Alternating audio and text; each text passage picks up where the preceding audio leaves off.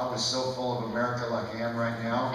And America, Condoleezza Rice saved my life. America arrested me for a misdemeanor in Mexico, for jumping bail on a misdemeanor in Mexico. They won't even arrest cop killers going down there. My bond was $300,000.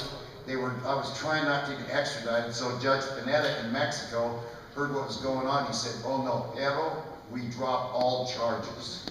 So Mexico dropped charges, and my career, you know, took off like a rocket.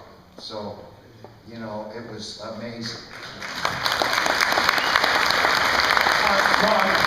So God, I want you to take us out of here. Give Clarke your question and give O'Neill your question, and we're going to get this show moving on. So, Sheriff Clarke, why don't you, Sheriff, why don't you run for something? Because I'll vote for you, brother.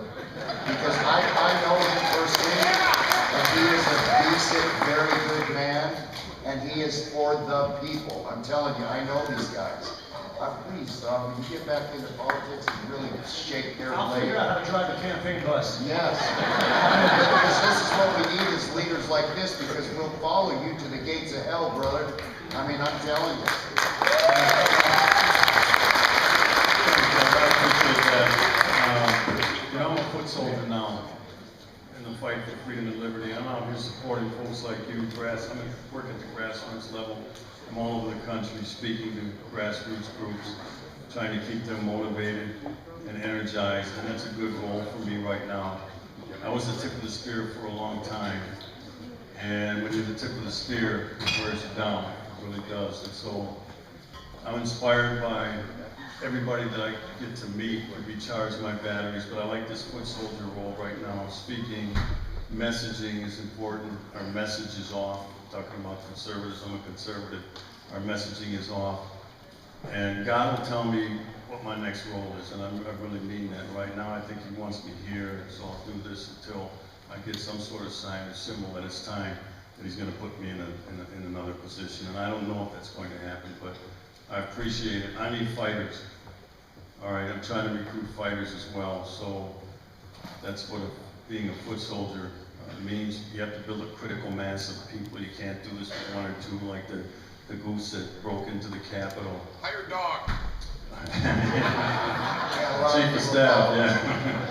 But you got to build a critical mass of people first, and that wasn't done, and you know, some goofballs, whatnot, but they still were entitled to due process that they didn't get, and I don't like that.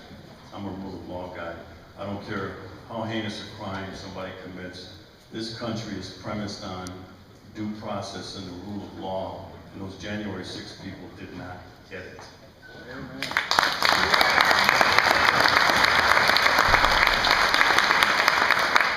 So when you shot that punk, did you know you stopped World War III?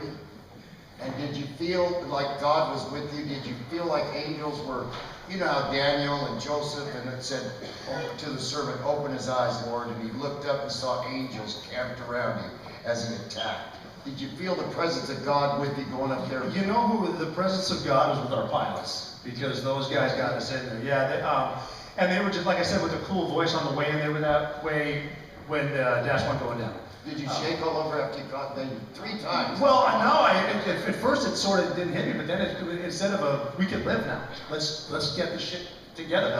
And so we wanted 32 rounds on the minute. We stayed 47. Finally, we're like, we gotta go. And the other helicopter came in. We had to blow this one up. This helicopter going that way to beat another helicopter for fuel. And there were so many moving parts, and I wasn't relieved until I saw the guy outside he was live tweeting. You can still follow him on Twitter. And I looked at him, and in a war zone, if someone's outside of a target I'm on with a phone up, I'm shooting them, because they could be setting a bomb off. I saw this dude, and I remember thinking, they have no idea we're here yet. We can get out of here. And so that was really it. And then it's the pilots that flew us in there. I don't know why they never get credit. The pilots and the aircrew, man, they got us in. I was smart enough to carry a sledgehammer and a gun. And the pilots are the guys, man. 3 girls have asked me, pretty ones, are you married? Because they're not. I've been supposed to give you their number. I don't think she's like that very much. How did you notice me? Oh, sorry. I could feel her smile. I'm so sorry. My wife's going to kill me for saying that. I'm so sorry. One more thing. So the Bible says, these guys, they lay down, and you guys, the gals out there, you ever seen a female lady shoot a perp running? I haven't. We're all going to non-lethal, but the Bible says if you lay down your life for a friend as a cop, you're going straight to heaven, the gates. It says that in the Bible.